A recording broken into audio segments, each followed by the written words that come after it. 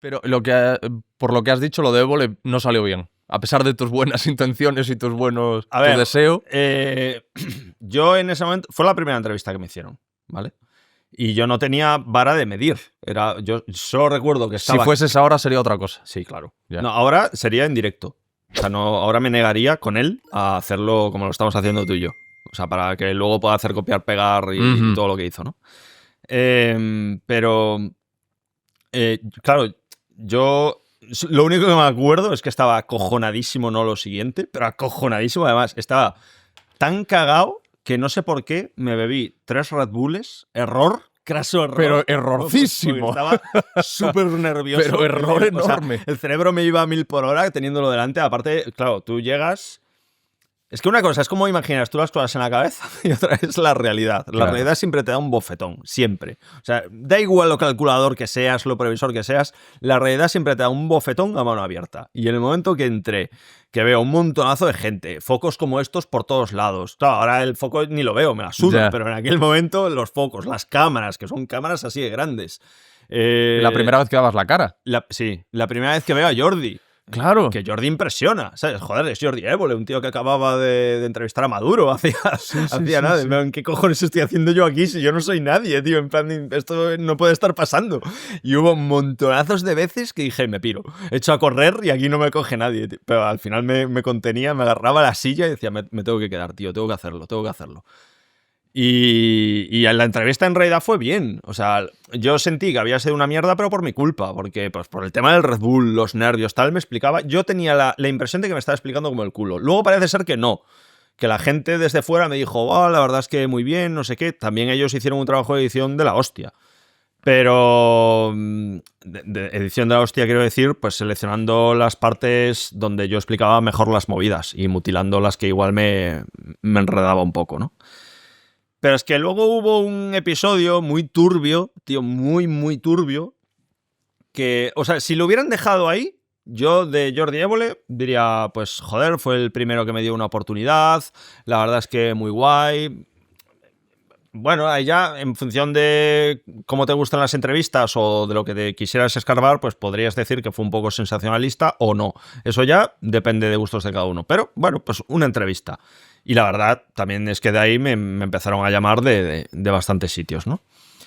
De hecho, a los podcasts fui porque salí en lo de Évole, ¿no? Pero, claro, la entrevista quedó ahí, en teoría ya estaba acabada. Yo sí que se lo dije a la guionista del programa, Airi se llamaba. Bueno, se llama, no sé, espero que siga viva, por Dios. Vamos a tocar madera. Se llamaba, ha sonado como que le ha pasado algo. Vamos a tocar madera, por favor. Se ha podido cambiar el nombre. Bueno, no sé. Y sí que se lo dije por WhatsApp. Le dije, Airi, siento que ha salido una mierda, no me he explicado como quería, no me salían las palabras, creo que a veces me aturullaba y no me iba por los cerros de Úbeda en vez de responderle a lo que me estaba preguntando. O sea, me sentí como muy espeso, ¿no? Y bueno, Airi, pues ahí, nada, tranquilo, ya verás, estate bien, que bueno, yo lo he visto bien desde fuera, etc. Y luego, al cabo de... Aquí ya no sé, porque ya ha pasado bastante tiempo, vamos a decir, no sé, un mes, por ahí, ¿vale? Me contacta Airi de nuevo, me dice, David, ¿qué tal estás? ¿Cómo va todo? ¿Todo bien? Claro, ahí ya me llamó la atención, ¿no? Tú piensas que yo, hasta ese momento, había rezado a Odín, a Buda, a Cristo, a todos los dioses, que ojalá volviera a tener una segunda oportunidad. Claro, eso es imposible, tío. Una segunda oportunidad, ya has tenido la tuya. Además, yo lo veía como la oportunidad de mi vida, no sé qué y tal. Y es como que llevaba un mes dándome latigazos en la espalda. Y entonces Airi me dijo, tío, si te invitamos aquí a Barcelona, ¿te gustaría volver y grabar o regrabar algunas partes de la entrevista que no han quedado demasiado bien? Claro, ahí se abrió el cielo. Lo que estaba deseando. Claro, sonó Enya, unicornios por ahí, arcoiris, las nubes de color rosa, Dios existe, gracias Dios, no sé qué. Y dijo, vamos, ¿cuándo voy? ¿Cuándo voy? Que pido ya el día. Y yo ahí estaba, vamos, pletórico, súper contento. Yo, ay, gracias, Iris, por darme esta oportunidad, sí, ya lo verás. Por supuesto, no me tomé 3 Red Bulls, me tomé 3 tilas. O sea, esta vez sí que lo hice bien. Pero había gato encerrado. Y eso es lo que yo no les voy a perdonar nunca. Porque tampoco ellos me han dicho... O sea, ellos han jugado a la baza de quien calla otorga, ¿sabes? Y es verdad que cuando lo conté la primera vez todavía tenía mucha ira, porque a mí me podían haber jodido la vida perfectamente. Pero... Bueno, jodido la vida de aquella manera. Pero a día de hoy lo tengo más trabajado y digo, bueno, es que mi explicación a día de hoy son periodistas. O sea, es como si considero que una boa constrictor por matar ratoncitos es mala. O sea, no, tío, hace lo que tiene que hacer. Pues los periodistas también. Es como que, bueno, es que son periodistas, que no pueden evitarlo, es que son así. Es su vida. O sea, es que al final es como pagan el alquiler y si no hacen estas cosas, pues igual los echan o contratan a otros, ¿no? Y ya es como que ya he sido capaz de dejar el odio atrás, ¿no? La primera vez que lo conté en lo de Jordi Wild sí que me salía por las orejas. Uh-huh. Y claro, yo fui allí engañado pensando que era pues para repetir algunas partes de la entrevista y tal y cual. Qué sorpresa la mía cuando... Ahora te explico, ahora te doy contexto, sí. ¿vale? Cuando al principio sí, me dejó calentar así un poquillo, me lanzó 2 o 3 preguntas así pues un poco generales para que yo me cogiese confianza. Y cuando ya estaba esperando la siguiente pregunta relacionada con mi proceso de radicalización, mis vivencias, etcétera, etcétera, me dijo un nombre. Dice, yo creo que en ese momento tenía todas las cámaras apuntándome para buscar cualquier signo de nerviosismo o de algún tipo de emoción rara, tal. Me dice, Paco Molina. Y se me queda así mirando. Y digo, claro, yo reaccioné de una forma 100% natural porque en ese momento no sabía lo que estaba pasando. Y entonces levanté las cejas y dije, hostia, Paco, no sé qué. Y empecé a contarle Paco, te doy contexto, ¿vale? Yo, después de estar en Madrid, o sea, mi periplo fue Galicia, Madrid, Córdoba, Zaragoza, Burgos, Galicia, Canarias y Galicia de nuevo, ¿vale? Por la vida de los militares, que sí. es muy peculiar. Entonces, a Córdoba fui siendo NS, siendo nacionalsocialista, ¿vale? Y en Córdoba conocí a varios nazis, porque yo solo me relacionaba con nazis, y entre ellos había un chiquillo de 16 años, que me lo presentó otro nazi, que se llamaba Paco Molina. ¿Qué pasa con este chico? Que desapareció. Desapareció sin dejar rastro. Ya me había ido yo de Córdoba. Y no me acuerdo. No me acuerdo si desapareció estando yo allí. Creo que sí, perdón. Uh-huh. Recojo cable, vuelvo a recoger cable. Sí que estaba yo allí. Y sí, confirmo, estaba yo allí. Y claro, yo por lo visto fui el cuarto último que lo vio. Que quedé con él, salimos a correr, de hecho, y además quedábamos todos los jueves a correr. Y nos citamos para el jueves siguiente. Y yo lo vi ahí súper normal, en plan... Además era un chico, o sea, a mí me gustaba bastante quedar con él porque a diferencia de los que había en aquella ciudad tenía bastante cerebro. O sea, era un chico muy listo. Además tenía como mucha sensibilidad, no se dejaba arrastrar por los tontos que hay en este mundillo, ¿no? Los más listillos. Y era un chaval con el que me gustaba bastante. Además a mí ya se me estaban empezando a girar algunas tuercas dentro de la cabeza. Y con él podía hablarlas, podía escarbar a unos niveles dentro de nuestra ideología y nuestro discurso que no podía hablar con los otros porque igual me partían la cara, básicamente, ¿no? Y el tema fue que en un momento dado desapareció. Él lo que le dijo a sus padres es que se iba a Madrid a ver a unos amigos. Parece ser, o al menos hasta donde yo sé, sí que hay imágenes, o eso me dijo a mí la policía, que se le veía subiendo a un autobús y se le veía bajando en Méndez... ¿Cómo se llama? Méndez Álvaro. Méndez Álvaro. Y a ella se le perdió la pista para siempre, ¿no? Claro, a todos nosotros, a su entorno, nos estuvo interrogando la policía. Sí, bueno, investigando, pero como testigos, ¿vale? Uh-huh. En plan de... Claro, la policía ahí lo que busca es algo que no cuadre, ¿sabes? Junta a todos los testimonios. Tú fuiste de los últimos en verle. Sí, no, pero que todo bien. O sea, fue... No, que es lógico que te investiguen y te pregunten. No, sí, claro. Pero ellos, buscan ahí debajo de hasta de las piedras, ¿no? Y juntan a los testimonios de todas las personas y donde vean algo que esto no cuadra con lo que dice este otro, vamos a tirar de ese hilo. Parece ser que todos los testimonios que dimos entre nosotros era todo consecuente entre sí. Era lógico, no había nada raro, los horarios cuadraban. Y el tema fue que, bueno, pues el chaval desapareció sin más. Yo me fui de Córdoba, seguí con mi vida. Yo me fui de Córdoba quedando bien con los nazis de Córdoba, que esto es muy importante, ¿vale? Yo, de hecho, quedé en Córdoba con el padre de Paco, que me preguntó si podía quedar con él pues para igual descubrir algo que a la policía se le había podido pasar, por supuesto. Y yo ya me fui a Zaragoza, y en Zaragoza yo fue donde ya empecé, al poco de llegar a Zaragoza, a vivir este proceso como de reconexión, ¿no? ¿Qué pasa con lo de Paco? Que alguien, no sé quién, le debió decir a Jordi, oye, tronco, investiga a este fulano porque coincide la desaparición de este chaval con la estancia suya en Córdoba. Entonces a Jordi, que es un hacha, se le debió atar ahí el cabo A con el cabo B y dijo, ¡buah! Este seguro que está vinculado con la desaparición de este chaval. Vamos, me va a dar el Pulitzer como mínimo. O sea, aquí periodista del año, ¿no? Y el tío, en su lógica macabra, o sea, no es rollo, te voy a preguntar a ver si aclaramos algo sobre la desaparición de este chaval.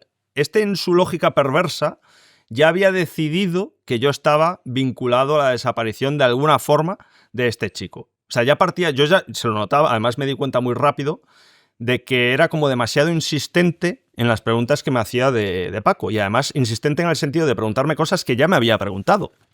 Y en un momento dado, que ya fue cuando me empecé a poner de mala hostia, me dice, ¿te pone nervioso que te pregunte por Paco Molina? Claro, yo ahí fue cuando dije, pero este tío que es gilipollas, o sea, le pegaban en el colegio de pequeño, claro, no podía decir eso en medio de una entrevista. Ahí ya fue cuando me di cuenta de lo que estaba intentando hacer y de qué palo iba, de que este sospechaba de que verdaderamente yo tenía algo que ver. O que se lo habían dicho. O que se lo habían dicho, no sé, pero lo cierto es que el tío no sé, igual yo le caía mal, o igual es de los de nace una vez, nace siempre, no, que hay muchos así. Y es como que no quiso preguntarme a mí qué había al respecto de esto. Ya partió del supuesto de que yo tenía algún tipo de relación con esto. Eso luego en la emisión de la entrevista ya va en función de la persona que la viese. Hay muchos, yo se lo he preguntado, pero por ejemplo a Yolanda, se lo dije, pero Yolanda, tío, o sea, tú ves esta entrevista y crees que me está... Sí. ¿Tú crees que verdaderamente me está a mí metiendo en el ajo? Dice, no, hombre, no digas eso, no sé qué, si se ve claramente que simplemente te pregunta por... Claro, en la entrevista... En lo que sacaron en televisión no se ve ese... ¿Te pone nervioso que te pregunte? Eso lo editaron, eso lo cortaron. Y otras más partes, ¿no? Entonces yo creo que él buscaba que me pusiese nervioso o generarme algún tipo de incomodidad. Y yo, claro, pues como... A ver, era colega mío. Yo soy el primer interesado en que este chaval aparezca, ¿no? Pues reaccioné con normalidad y con naturalidad en todo momento. Y no vio que no tenía de dónde rascar. Claro, luego te das cuenta de que era una encerrona, de que los cojones 33 vamos a regrabar partes que no han quedado bien. Esto fue algo que le llegó a mayores y dijo, vamos a ver si lo pillamos. Fue así de claro. ¿Consecuencias de esto? Claro, tú piensas que en ese momento todos los nazis de España, o los más violentos al menos, me querían matar, básicamente, porque era traidor, no sé qué. Además, claro, ninguno se había leído el libro por culpa de esa mierda de portada y tal, y no sabían que no daba nombres, que no me chivaba de nada, que no publicaba datos de nadie. No sabían eso, porque no se lo habían leído, y me acusaban de eso. Chivato de mierda, te vamos a matar, porque nos has vendido, porque no sé qué, como vaya alguien a la cárcel por tu culpa, estás muerto. Claro, entonces, si aún por encima le sueltas este hueso, o sea, es como, a día de hoy me siguen preguntando dónde está Paco, o qué has hecho con este chaval, cuándo vas a confesar. Esto lo hacen en sus podcasts, ¿sabes? Y ahora, como les están empezando a invitar a podcasts normales, pues lo sueltan. Siempre sale David. Si invitas a un podcast de lo que sea, siempre va a salir David Saavedra. ¿Qué opinas de David Saavedra? ¿No? Eso da muchos slides. Nazi define a David Saavedra. Y siempre sacan el tema de Paco, tío. Y a mí, a ver, yo pienso más en los padres. Porque estar dándole... Yo sé que los padres a mí me tienen 100% descartado. Sé que hubo una investigación porque los nazis es como que empezaron a lanzar denuncias falsas de que yo sí, no sé qué, por eso me salí del mundillo, porque le había hecho algo, no sé qué, no sé cuánto. Y sé que la policía hizo una investigación y determinó que no había nada donde rascar, lógicamente. Pero ellos siguen con la cuerda, porque lógicamente, como es algo chungo sobre mí, pues no van a soltar ese hueso. De hecho, el día que aparezca ese chaval, que ojalá aparezca, es que nadie más que yo va a callar más bocas en un día. Es que lo primero, aún tengo el teléfono de Jordi Évole. Como aparezca el chaval, voy a llamar por teléfono al pájaro este y le voy a decir, ¿qué? ¿Ahora qué? ¿Ahora qué hacemos? ¿Me invitas a tu programa y pides perdón en público o cómo quieres que lo hagamos? O sea, yo estoy deseando que el chaval aparezca, ¿no? Y me parece muy cruel y tener una carestía de escrúpulos total el alimentar de alguna manera, porque yo entiendo que los padres, o sea, yo esa situación espero no vivirla nunca, no tengo hijos, pero nadie cercano a mí que te desaparezca un crío. De hecho, dicen los psicólogos que el cerebro humano está preparado para la pérdida de un padre, por esto de que es ley de vida y tal, pero no de un hijo. O sea, es como que no somos capaces de aceptarlo. Y en un momento así de nula capacidad de aceptación de la realidad aparezcan 4 subnormales a decirte que no, es que este tío tiene algo que es muy cruel, es muy cruel. Eso demuestra hasta qué punto te vuelves una persona 100% podrida en esos mundos, como yo también era así, y estoy seguro que también sería como ellos en caso de que David Saavedra fuera otro tío. Y cómo el fin siempre justifica los medios, ¿sabes? Entonces, esta es un poco la historia. ¿Y quién pudo haberle dicho eso a Jordi? No tengo ni puta Pero idea, has tío. investigado, has intentado descubrir quién. No tengo medios para ello. Me gustaría saberlo. Igual un policía, amigo suyo, no sé. Igual un policía de Córdoba que dijo, mira, que este tío no sé qué, no sé. Eso ya son especulaciones. Joder, ¿y este chico cuánto tiempo lleva desaparecido? Pues llevará 4 o 5 años. Y Han especulado con que se fue a Ucrania, que se fue a Siria a luchar contra el Daesh. No, a mí eso me parece bastante improbable, pero bueno, eso ya son... Yeah. Es que nosotros cuando estamos en esos mundos, tío, por esto del ego que te digo y tal y cual, siempre intentamos que todos se enteren de nuestras batallas, ¿sabes? Y algo así yo creo que se lo habría dicho a alguien, tío, a alguien de su entorno. Pero estoy preparándome para ir a luchar. Es que era un tío que no tenía ningún tipo de formación... ¿Sabes? Porque si es un chaval que, yo qué sé, que le gusta el ejército, que hace airsoft, que sabe cómo coger un fusil, yo qué sé, algo así. Pero que va. Es un tío, era un chaval totalmente normal. Era nazi, pero totalmente normal.